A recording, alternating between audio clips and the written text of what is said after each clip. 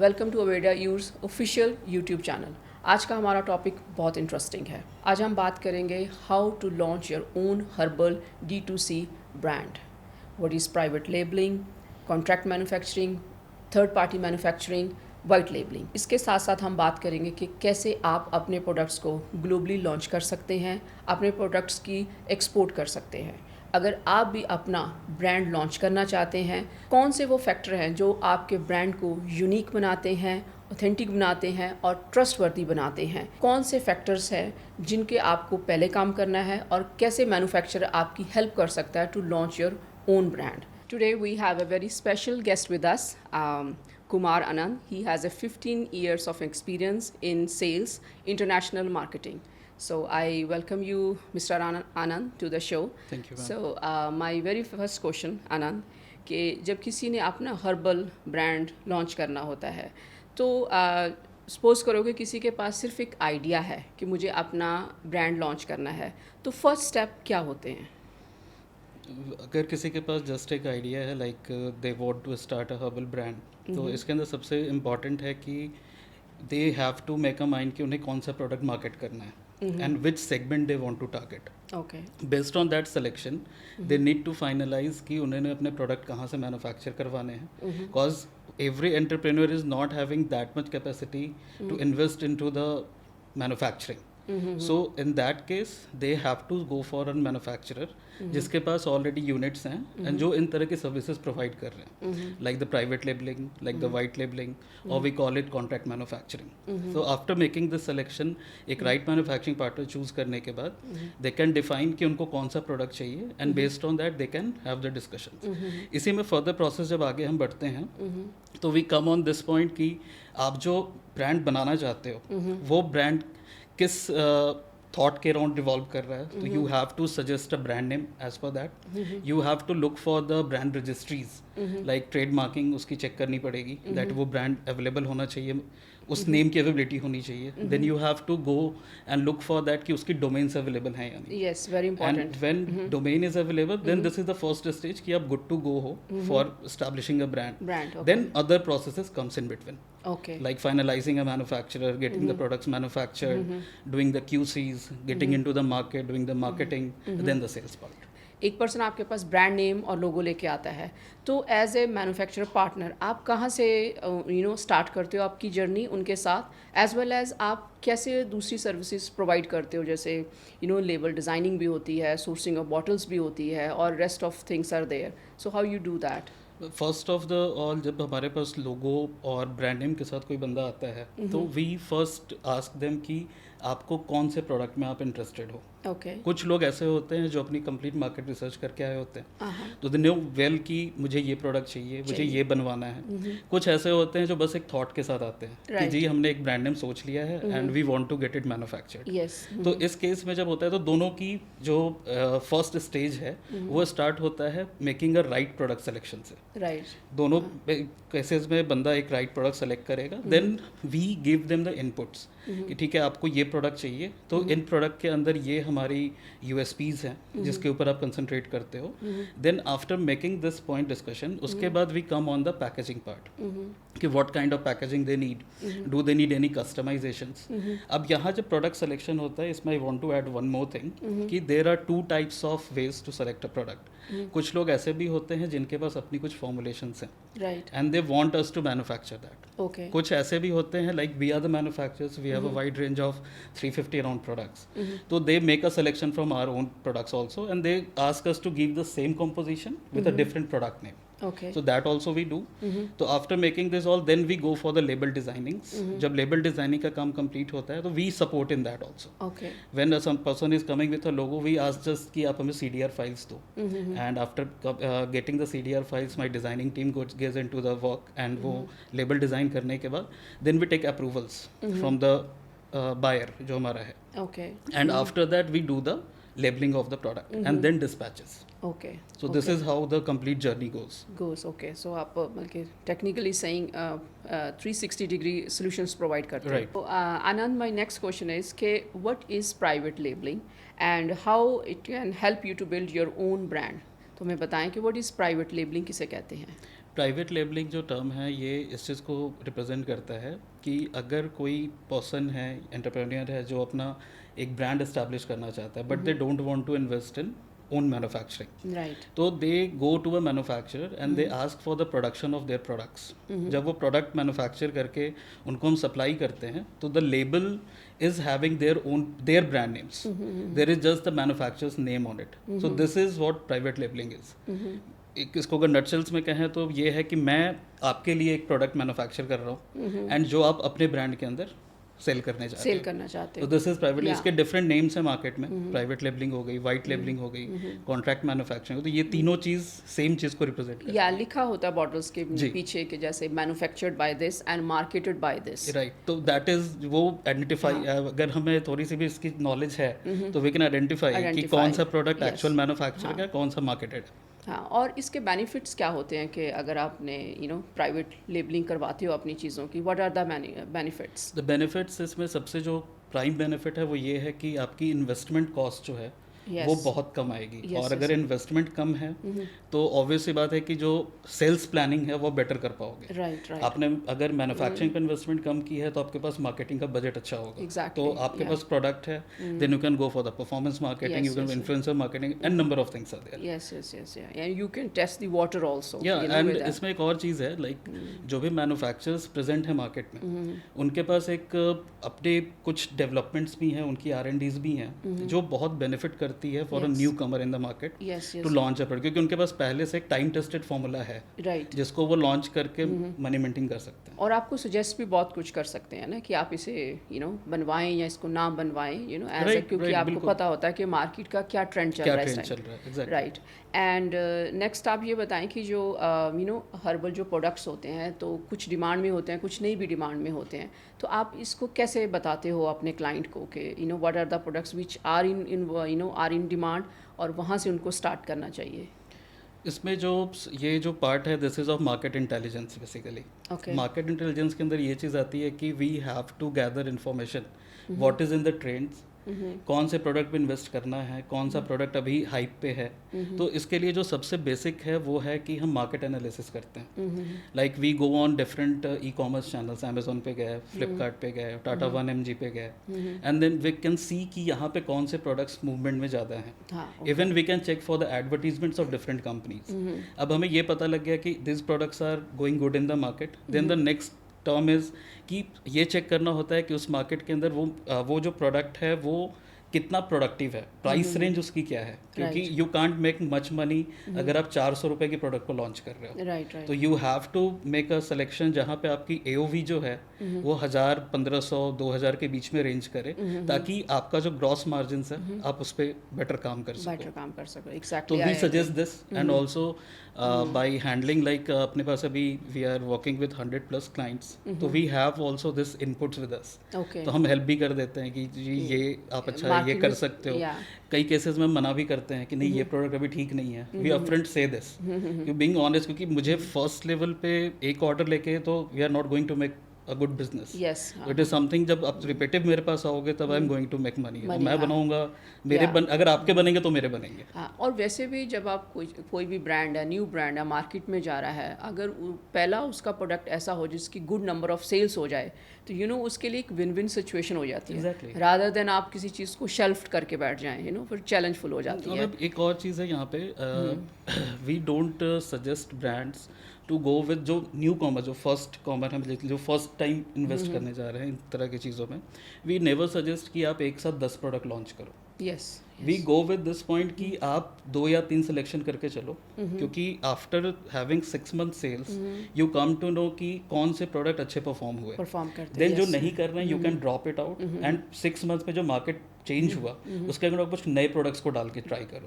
तो इधर की प्रॉफिटेबिलिटी उधर एडजस्ट करके आप एक ब्रेक इवन पॉइंट बना के आप इजिली आगे बढ़ सकते हो. देखो मार्केट में कोई भी ब्रांड है अगर वो इंटेलिजेंटली चलता है, specially from the budget perspective, तो ये बहुत बल्कि इम्पॉर्टेंट पॉइंट होता है. अगर आप इस तरह से हेल्प करते हैं अपने क्लाइंट्स की तो it's amazing. So next question is, बहुत सारे लोगों को इसको लेके भी बड़ी कन्फ्यूजन होती है कि पाउडर एक्सट्रैक्ट्स जो होते हैं, बहुत सारे क्लाइंट्स को ये कन्फ्यूजन होती है कि पाउडर सप्लीमेंट्स और जो एक्सट्रैक्ट बेस्ड प्रोडक्ट्स होते हैं उसमें क्या डिफरेंस होता है? मैम वेरी फर्स्ट स्टेज पे जो लोग आते हैं 70 to 80% of them they don't know about this difference. Okay. वो ये तब आइडेंटिफाई होता है जब we give the pricings. Okay. क्योंकि ऑब्वियस ही बात है जो प्रोडक्ट पाउडर बेस्ड है those are having a lower price point in the market. Yes. And जो एक्सट्रैक्ट बेस्ड हैं वो महंगे आते हैं. The reason behind is the same चीज़ कि जो महंगा है उसके अंदर जो हमारी कंसंट्रेशन है वो ज़्यादा है. Now this is the answer कि जो पाउडर्स हैं they are just the raw forms. Yes. हमने अश्वगंधा की रूट्स को लिया, ग्राइंड किया and we make the powders and fill it in the capsule. But extract is a different prospect. उसके अंदर क्या होता है कि we use 10 kg of ashwagandha powder, converting it to 1 kg of extract, then making the filling. तो technically जो powder and extracts की potency है वो 10x vary करती है. वेरी करती है. तो that is so our suggestion is always go with the extract products क्योंकि आप कैप्सूल का जो डोज दे रहे हो that is maximum 100 mg in a day. Yes. तो पाउडर में 100 mg तो बॉडी में कहाँ जाएगा वो पता भी नहीं लगता. तो it's better to go with the potent part. तो extract is the best thing. Yes. And I also like to add one more thing कि जब भी आप इस तरह से हर्बल्स में या आयुर्वेदिक में सप्लीमेंट्स में जाते हैं, अनटिल अनलेस आपके प्रोडक्ट अगर इफ़ेक्टिव नहीं होंगे तो आपको सेल्स नहीं मिलती हैं. तो हर पर्सन को आई ऑल्सो सजेस्ट कि आपको एक्सट्रैक्ट में करना चाहिए क्योंकि तभी ही आपकी रीसेल होगी. तो नेक्स्ट क्वेश्चन मुझे आनंद ये बताएं कि आप अपने फार्मूलास पर्सन लेके आते हैं तो उसके लिए आप क्या करते हैं, और अगर किसी केसेस में जो कस्टमाइज बनवाने होते हैं उन केसेस में आप कैसे उनकी हेल्प करते हो? मैम दो तरह के लोग हमारे पास आते हैं इस तरह की क्वेरीज लेके. एक होते हैं जिनके पास एग्जैक्ट फॉर्मुलेशन होती है. ओके. दैट दे नो कि कौन सा इंग्रेडिएंट डालना है, किस कॉम्पोजिशन में डालना है. तो that is a good thing यहाँ पे भी. But we have to make a exercise हम करते हैं इन टर्म्स ऑफ आइडेंटिफाइंग कि जो इंग्रेडिएंट्स यूज़ हो रहे हैं कुछ उसमें बैन हर्ब्स तो नहीं है. बिकॉज अपने आयुर्वेदा के अंदर या अगर हम हर्बल डिवीज़न की बात करें तो इसके अंदर देयर आर डिफरेंट हर्ब्स. जैसे मैं एक दो के नाम बताता हूँ. जटामासी इज अ बैन हर्ब. कुटकी हम एक्सपोर्ट नहीं कर सकते. यस. तो वी हैव टू चेक. यहाँ पे बायर के इनपुट्स भी चाहिए होती हैं कि क्या वो इस प्रोडक्ट को लेके एक्सपोर्ट करना चाहते हैं. और जो प्रोडक्ट हम बना रहे हैं दैट इज़ ग्लोबली एक्सेप्टेबल. जो हमारे पैरामीटर्स हैं बैन ना हो उसमें इंग्रेडिएंट्स. तो हमने उस तरह से पहले आइडेंटिफाई करना है. आइडेंटिफिकेशन के बाद अगर कुछ चेंजेस हैं तो अवर R&D टीम इज देयर जो सजेशंस दे देती है कि making keeping the efficacy same what can be the better alternative for that ingredient. Yes. Okay. And वो देने के बाद हम पहले आ जाते हैं उसकी प्राइसिंग से इसके ऊपर. Then we give the prices accordingly. दूसरा केस ये आता है जहाँ पे person comes with this just thought कि मुझे गट के लिए या मेरे स्ट्रेस वाले पॉइंट कुछ भी एन नंबर ऑफ एलिमेंट्स के लिए मुझे ये प्रोडक्ट बनवाना है. अब उन्हें ये नहीं पता है कि व्हाट एग्जैक्टली दे वांट. तो यहाँ पे हमारे पास जो हमारे रेडी प्रोडक्ट्स हैं वी गिव देम दैट. या अगर उनकी कुछ सजेशंस हैं we take that and based on that जो हमारी R&D टीम है that works on that and they give them the formulation कि ये है. कस्टमाइज करके देते हैं. 100% customisation is possible. And then we go with the approvals क्योंकि हमें मैन्युफैक्चरिंग करने के पहले अप्रूवल्स चाहिए होते हैं. Without that I can't give. And without approvals जो सामने वाले वो सेल आउट भी नहीं कर पाएगा. तो that is the prime thing. जब ये सारी चीज़ें we go for the approvals and we give the complete 360 degree. Okay. तो जो आपका मैन्युफैक्चरिंग प्रोसेस है ये कैसे इंश्योर करता है कि आपके जो प्रोडक्ट हैं वो सुपीरियर क्वालिटीज़ के हैं if we compare them with the other manufacturers? This depends on the certifications what we hold. Okay. तो सर्टिफिकेशंस के अंदर अगर बात करें तो ग्लोबल रिकॉग्निशन की जो सर्टिफिकेट्स हैं दैट इज़ WHO GMP है, HACCP है, हलाल है, कोशर है, US FDA की रजिस्ट्रेशन है. राइट. तो जब ये सारी सर्टिफिकेट्स हमारे पास हैं तो this are only given to those manufacturers who have completed all the assessments of this certifying bodies. Yes. तो once we have this certificate this shows कि जो हमारे प्रोडक्शन है जो हमारी कैपेबिलिटीज़ हैं वो हमें एक रिलायबल पार्टनर बनाती हैं for this production and private level जो भी सीख कर रहे हैं उनके लिए. राइट. एंड ऑलरेडी आप इतनी जगह पर एक्सपोर्ट कर देते हैं तो वो चीज़ भी ऑथेंटिकेट कर देती है. ओके. सो आप अपना जो आपका रॉ मटेरियल है उसको कैसे इंश्योर करते हैं कि that is of the highest quality? See ma'am जितनी अभी सर्च डिमांड है to be very precise and honest about it, this is like impossible कि हम किसी एक सिंगल सोर्स से इन चीज़ों को फुलफिल कर पाएँ. ओके. तो देर आर ऑलवेज लाइक कि एक ग्रुप ऑफ वेंडर्स होते हैं जहाँ से हम अपनी सोर्सिंग्स को करते हैं. राइट. बट हमारी इंटरनल एसओपीज होती हैं कि हमें अगर अश्वगंधा चाहिए तो उसमें विथनोलॉइड परसेंटेज हमें कितना चाहिए. राइट. अगर हमें कर्क्यूमिन चाहिए तो how much curcuminoids we need in that. Right. तो based on that we first seek the certificate of analysis of the raw materials, Right. जो भी हमारे सप्लायर्स हैं. Right. When we have that, then जो हमारी sourcing की team है, दे गो with the internal testings and once that is approved then we get those raw materials. उसमें ऐसा कभी कुछ नहीं होता कि हमने कुछ mixed ले लिया या कुछ लिया. जो भी हम लेंगे वो प्योर लेंगे, इसकी गारंटी होती है. एंड इवन जब हम थर्ड पार्टी लैब टेस्टिंग्स पे जाते हैं आफ्टर द फिनिश प्रोडक्ट्स, अगर बायर की रिक्वायरमेंट होती है that they want the third party testings, तो वहाँ पे हमारा आरएम का सीओए एंड जो हमारा फिनिश प्रोडक्ट का सीओए वो मैच होना चाहिए. This is the prime thing to check कि हमारी दोनों चीज़ें अलाइन हो रही हैं कि. तो this is the how we ensure that it is as per the quality norms. Very nice, excellent. So next question, Anand. How can I customize product names and what's the approval process?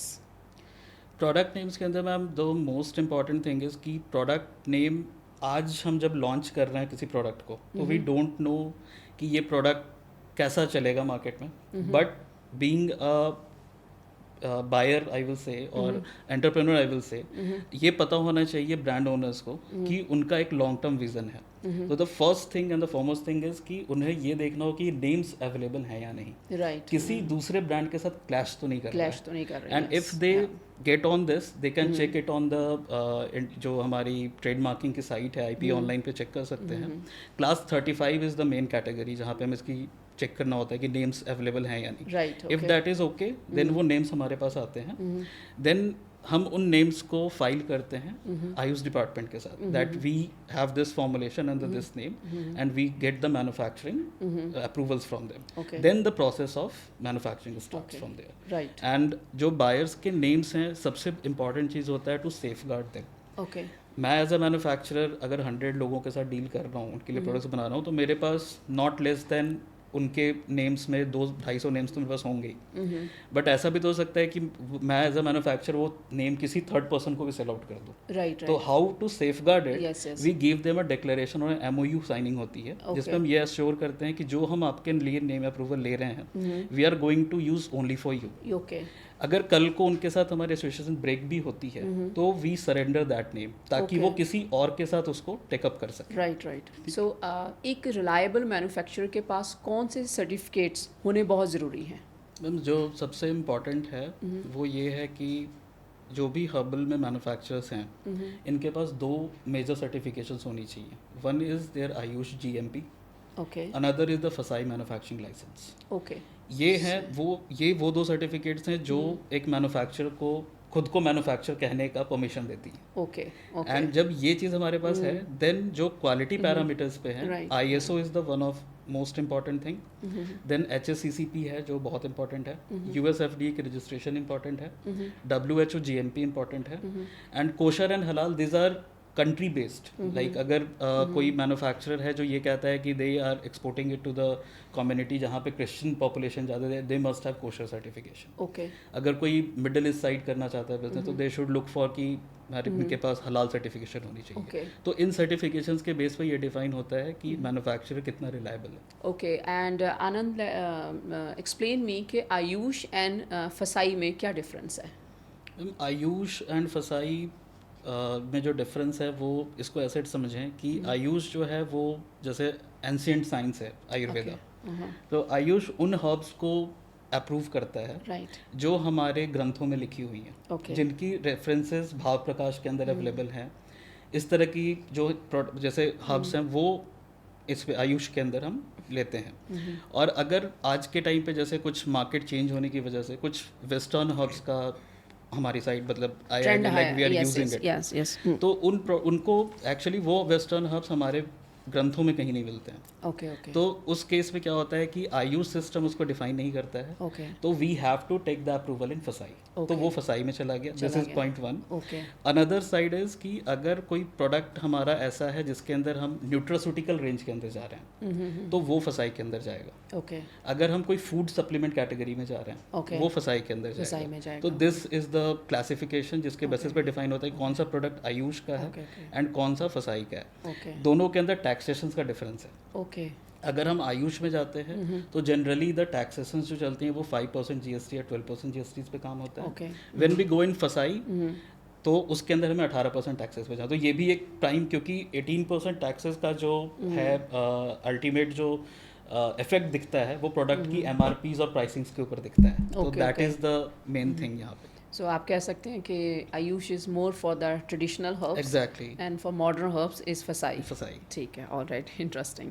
So next question is what are COA and MSDS sheets? COAs जो होती हैं that is a abbreviation actually. COA का full form होता है certificate of analysis. तो certificate of analysis जो है वो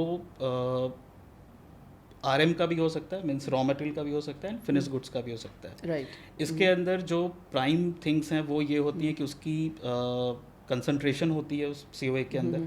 माइक्रोबियल कंटामिनेशंस का जो है वो उसके अंदर डिफाइंड होता है। Right. हैवी मेटल्स डिफाइंड होता है। Right. तो ये COAs के अंदर ये सारी चीज़, अब ये इन हाउस टेस्टिंग्स भी हो सकती हैं and this can be through a third party lab also. Okay इसके अंदर डिफरेंट कंट्रीज़ की MRLs हैं जो उनकी लिमिट्स हैं जिनको उन्होंने स्पेसिफाई किया हुआ है, तो उनके बेसिस पे भी COA टेस्टिंग्स होती हैं। We also conduct that test. जैसे हम Okay. यूरोप भेजते हैं तो हमारी MRLs जो हैं, जो हमारी लिमिट्स हैं, वो यूरोपियन यूनियन की जो गाइडलाइंस है उसके अकॉर्डिंग होनी चाहिए। तो वो सारी चीज़ें COA पे मेंशन होती हैं। Right MSDS more like it is a document which is for the shipping purpose. Okay. वो शिपिंग गाइडलाइंस, मतलब शिपमेंट को कैसे हैंडल करते हैं, ये चीज़ उसमें लिखा होता है। Like the nature of goods क्या है, उसको किस तरह से स्टोर करना है। तो उसकी जो MSDS की जो फुल फॉर्म है that is the material safety data sheet. तो that is something which our logistic team provides with every shipment to the freight forward जो शिपमेंट लेके जा रहे हैं, या फिर अगर कोई हमसे थर्ड पार्टी में ले रहा है and we are shipping that something to them, तो हम ये सारी सर्टिफिकेट्स उनको प्रोवाइड करके देते हैं। ओके सो अवेडायूर के पास पैकेजिंग्स की कौन कौन सी ऑप्शंस अवेलेबल होती हैं, और पैकेजिंग इतनी इम्पॉर्टेंट क्यों है किसी भी ब्रांड के लिए?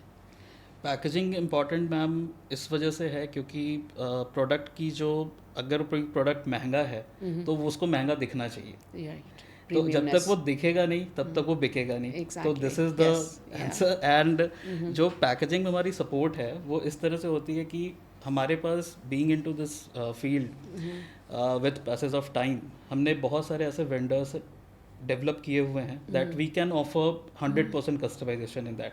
हाँ, अगर कोई ऐसा लाइक ब्रांड है जो चाहता है बिल्कुल ही डिफरेंट पैकेजिंग हमें चाहिए, वो भी पॉसिबल है, बट वहाँ पे थोड़ा MOQ कंस्ट्रेन होता है, क्योंकि ऑन दैट पार्ट अगर आप एक बॉटल बिल्कुल ही डिफरेंटली बनवाना चाहते हो तो you have to fulfil that bottles MOQ first. Yes yes तो जब वो फुलफिल होगी तब, बट 90% केसेस में we are good to go with the general things, क्योंकि हमारे पास बहुत प्रीमियम क्वालिटीज़ भी अवेलेबल हैं which we offer to our buyers. Okay तो फिर इसमें आप लेबल्स की डिज़ाइनिंग में एंड लेबल्स की everything you designing help, that is something जहाँ पे हमारे पास इन हाउस डिजाइनिंग टीम है, तो they are good to design. उनको इतने एक्सपीरियंस हो चुका है that they understand buyers point of view कि इनको कैसा प्रोडक्ट चाहिए, and based on that they make very good designs. Okay तो we support in that also, like जो बायर्स है उनको। ओके और next very very important in fact question है कि MOQ मिनिमम और मैक्सिमम क्या होना चाहिए, you no, for a manufacture like अवेडायूर?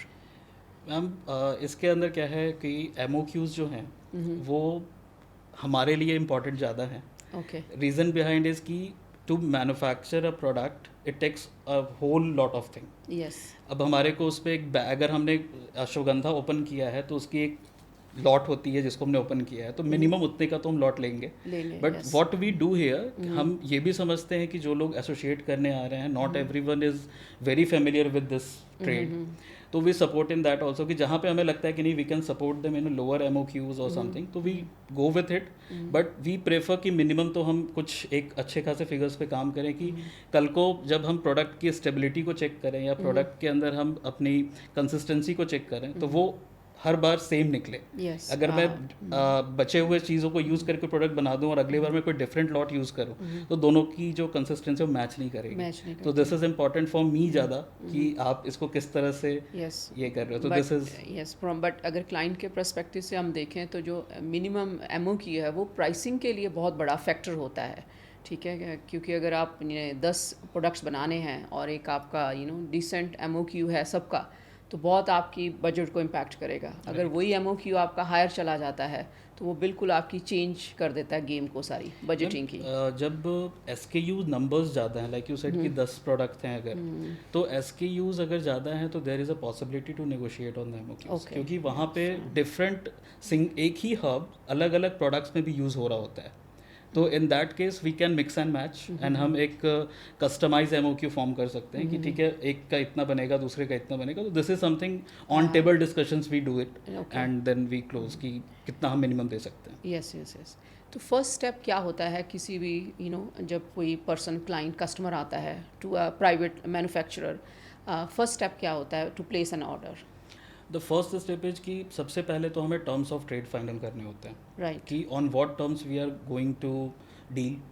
अब इसके अंदर प्रोडक्ट सिलेक्शन के बाद जो प्राइस पैकेजिंग सिलेक्शंस होती हैं, पैकेजिंग सिलेक्शंस के बाद हम प्राइसिंग्स पे आते हैं। प्राइसिंग्स फाइनलाइज होने के बाद we give them the quotations approve हो जाती हैं, then we go with the PI raising, हम परफॉर्मा इनवॉइस उनको रेज करते हैं and we collect the advance against. जब वो एडवांस आता है then the process of label designing starts. Label designing complete होने के बाद जब प्रोडक्ट रेडी होता है then we give the final instructions that your product is ready. If they want to go for the inspection they can do it. If they want it to be get tested from the third party lab, तो ये वो करवा सकते हैं। उसके बाद जब ये सारी चीज़ें अप्रूव हो जाती हैं then we go with the shipment. Okay. जो फर्स्ट ऑर्डर होता है, क्योंकि उसमें लेबल डिजाइनिंग जरूरी है हमारे को करना, तो in that case we take around 25 to 35 days का टाइम हम लेते हैं। राइट है। बट सेकेंड ऑर्डर ऑनवर्ड्स जो हमारा टैट ऑफ फुलफिलमेंट है वो रिड्यूस होकर 15 डेज, 20 डेज, 10 डेज भी होता है कई केसेस में। तो दिस इज़ हाउ जो ऑर्डर प्लेसिंग का पैटर्न है ये वर्क करता है। सो आनंद, नेक्स्ट क्वेश्चन कि जिन लोगों ने अपने प्रोडक्ट्स को डोमेस्टिक या इंटरनेशनल मार्केट प्लेस पर सेल करना होता है तो उनको किन चीज़ों की, कंप्लाइंसेस की, डॉक्यूमेंटेशंस की या सर्टिफिकेशंस की ज़रूरत पड़ती है? मैम इसका जो सर्टिफिकेशंस वाला जो आपने क्वेश्चन पूछा था, इसका आंसर उसी में लाई करता है, क्योंकि बीइंग अ सर्टिफाइड मैन्युफैक्चरर हमने ऑलरेडी जो सर्टिफिकेशंस होल्ड की हैं इनकी बेनिफिट्स हमारे बायर्स को भी मिलते हैं, राइट। तो जो भी इस तरह की साइट्स हैं उनकी एक पैरामीटर्स होते हैं, उनके कुछ SOPs हैं जिनको वो सीख करते हैं लिस्टिंग करने के पहले, राइट। तो जो भी हमारे बायर्स हैं वो इन प्रोडक्ट्स को किसी भी ई-कॉमर्स चैनल पे सेल कर सकते हैं। Like they want to do it in India तो अमेजोन पे भी लिस्ट कर सकते हैं, they can list it on Tata 1mg also, Netmeds पे भी कर सकते हैं, और एक्सपोर्ट के लिए भी they are as good as like same supplies can go across the globe. तो इसमें जो सबसे इंपॉर्टेंट है वो that is the certification part, जो हमने ऑलरेडी लिया हुआ है और उसकी बेनिफिट हमारे बायर्स को मिल रही है। सेकेंड, अगर किन्हीं को इस पर कोई हेल्प चाहिए होता है, लाइक सर्टेन केसेस में कुछ ई-कॉमर्स चैनल्स हैं जो आस्क करते हैं कि आप इस प्रोडक्ट का हमें अप्रूवल कॉपी ला के दो, या इस तरह की चीज़ें, तो ऑलरेडी एज आई टोल्ड कि हम अप्रूवल्स भी करवाते हैं, तो we already have that copies with us, तो on demand we give that to our buyers and वो उसको आगे करके that they can list the products and they can go with the sales. और सेकेंडली आई हैव सीन कि आपके जब labels होते हैं आप सर्टिफाइड उनको भी कर देते हो, सारे आप with logos and everything. And labels में वन मेजर थिंग इज कि जो भी ई-कॉमर्स साइट्स हैं ये किसी भी तरह के क्लेमिंग्स को अलाउ नहीं करते हैं, राइट। तो वाइल मेकिंग द लेबल्स, अब जब लेबल का काम हमारे पास आया तो हम जो हमारी कंटेंट टीम है जो कंप्लायंस देखती है, ये लोग जो कंटेंट लिखते हैं लेबल्स के लिए, they write it as per the global compliance, ताकि उसके अंदर कोई भी हमारी क्लेमिंग्स ना हो, and it is a neutral statement on the label. तो based on that we give them the complete 100% authentic products with all compliant things, so to be sold on across the globe. Yeah, and this is very important also for D2C brands, क्योंकि आज जो सबसे बड़ा उनको challenge आता है वो content को लेके आता है, उसके कंप्लाइंसेस को लेके आता है, not only on Amazon and market places. अब गूगल के कंप्लाइंसेस भी बिल्कुल सेम हो चुके हैं और इनफैक्ट मेटा के भी सेम ही हैं, तो आप कहीं पे भी क्लेम नहीं कर सकते। और अगर एक अच्छे आप मैन्युफैक्चर से एसोसिएट होते हैं तो वो आपकी कंटेंट में भी बहुत हेल्प कर सकता है। Thank you so much, Mr. Anand. Very informational, very insightful information you have shared with us today. इसके अलावा भी अगर कोई आपकी queries या questions हैं तो आप हमें comment कर सकते हैं. Do like and subscribe to our channel. Thank you for watching.